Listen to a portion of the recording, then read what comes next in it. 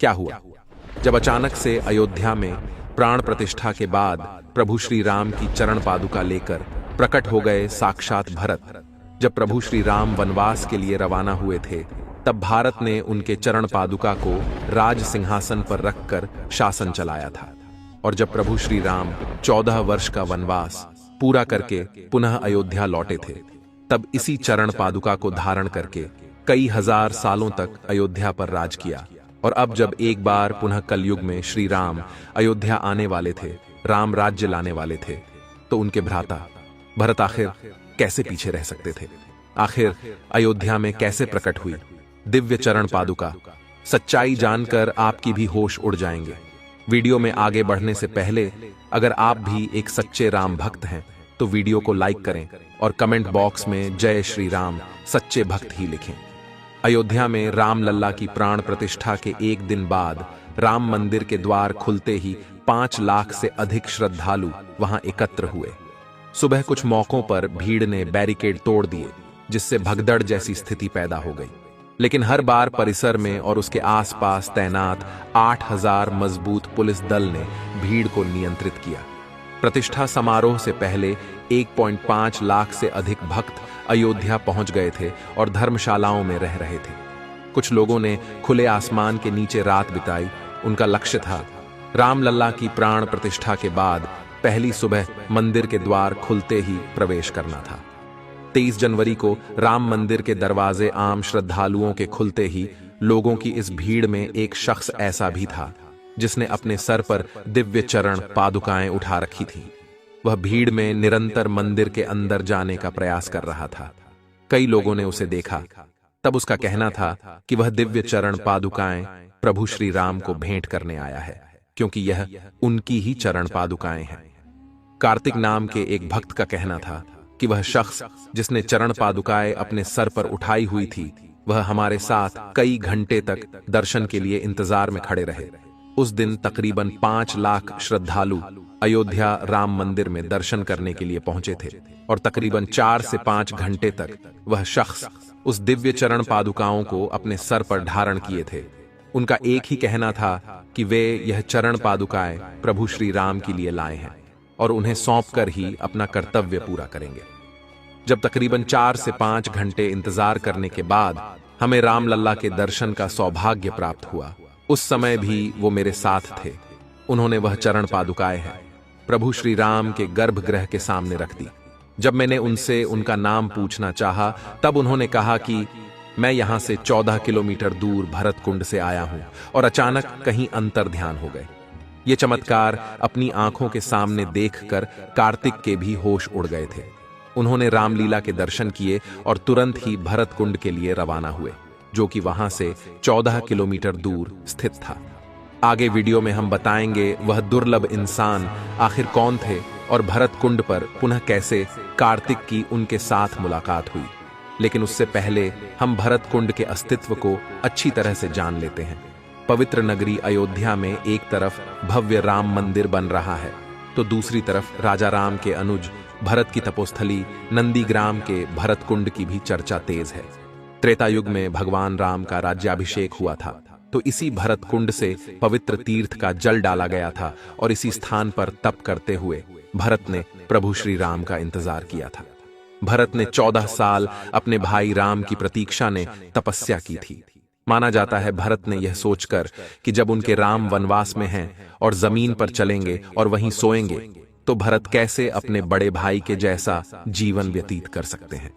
यह सोचकर उन्होंने यहाँ एक गुफा बनाई जो जमीन से लगभग 8 सीढ़ी नीचे है। यहीं उन्होंने 14 साल तप किया।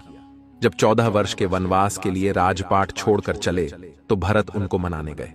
मर्यादा पुरुषोत्तम श्री राम अपने पिता के वचन से बंधे थे। लौटना स्वीकार नहीं किया, लेकिन भरत के अनुरोध पर अपनी चरण पादुका उनको सौंप दी। नंदीग्राम में भरत श्री राम की खड़ाऊ को प्रतीक के तौर लेकर अयोध्या का राजपाट चलाने लगे। 14 वर्ष वनवास खत्म कर जब राम अयोध्या वापस लौटे, तो यहीं पर भरत से मिले। तो भरत ने उन्हें पुनः चरण पादुका लौटा दी।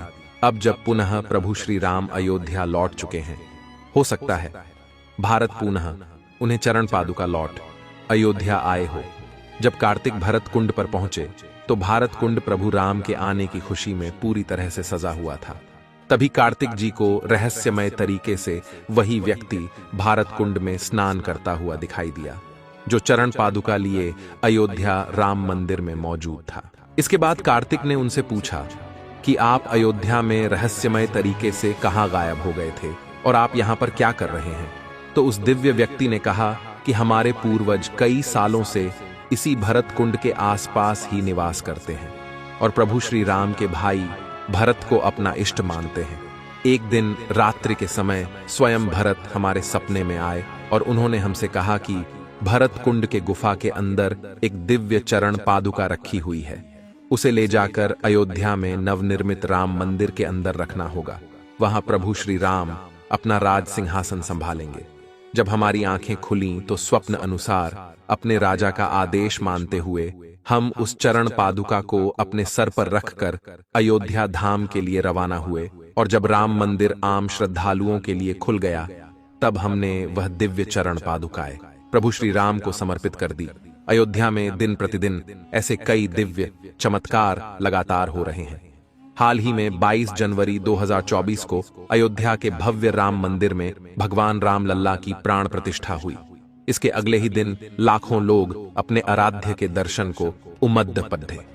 इसी दौरान एक बंदर भी गर्भगृह में प्रवेश कर गया। श्री राम जन्मभूमि तीर्थ क्षेत्र ट्रस्ट ने ट्विटर पर इसके बारे में जानकारी साझा करते हुए कहा है कि वहां तैनात सुरक्षा कर्मियों का कहना है, ये हमारे लिए ऐसा ही है मानो स्वयं हनुमान जी राम लल्ला के दर्शन करने आए हों। यह घटना 23 जनवरी को शाम के करीब 5:50 की है। उस समय तक करीब 3 लाख भक्त राम लल्ला का दर्शन कर चुके थे और करीब 2 लाख भक्त बाहर कतार में थे। पहले दिन 5 लाख से अधिक भक्तों ने राम मंदिर में दर्शन किया। ट्रस्ट की ओर से किए गए पोस्ट में बताया गया है, एक बंदर दक्षिणी द्वार से गूढ़ मंडप से होते हुए गर्भगृह में प्रवेश करके उत्सव मूर्ति के पास तक पहुंचा। बाहर तैनात सुरक्षा कर्मियों ने उसे देखा। वे बंदर की ओर यह सोचकर भागे कि कहीं वह उत्सव मूर्ति को जमीन पर न गिरा दे, परंतु जैसे ही पुलिसकर्मी बंदर की ओर दौड़े वैसे ही बंदर शांत भाव से भागते हुए उत्तरी द्वार की ओर गया। द्वार बंद होने के कारण पूर्व दिशा की ओर बढ़ा और दर्शनार्थियों के बीच में से होता हुआ बिना किसी को कष्ट पहुंचाए पूर्वी द्वार से बाहर निकल गया।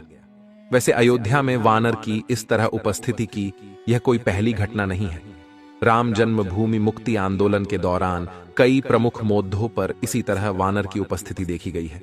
इसी बीच रामलीला की मूर्ति बनाने वाले प्रसिद्ध मूर्तिकार अरुण योगीराज ने एक ऐसे चमत्कार के बारे में बताया जिसे उन्होंने खुद मूर्ति बनाते वक्त महसूस किया। राम मंदिर प्रतिमा निर्माण करने वाले कर्नाटक के मशहूर मूर्तिकार अरुण योगीराज ने ऐसी बात कही है जिस पर आप भी हैरान हो जाएंगे।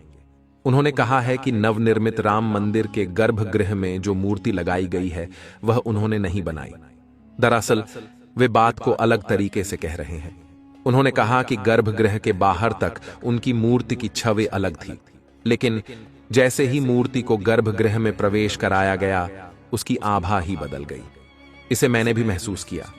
मैंने गर्भगृह में अपने साथ मौजूद लोगों को भी इस संबंध में कहा था कि यह दैवीय चमत्कार है या कुछ और, लेकिन मूर्ति में बदलाव हो गया था।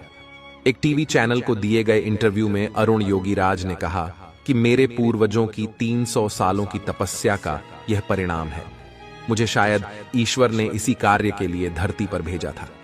मैं इस जन्म में भगवान श्री राम लल्ला की मूर्ति बनाऊं। अरुण योगीराज ने एक बड़ा रोचक चमत्कार भी सुनाया।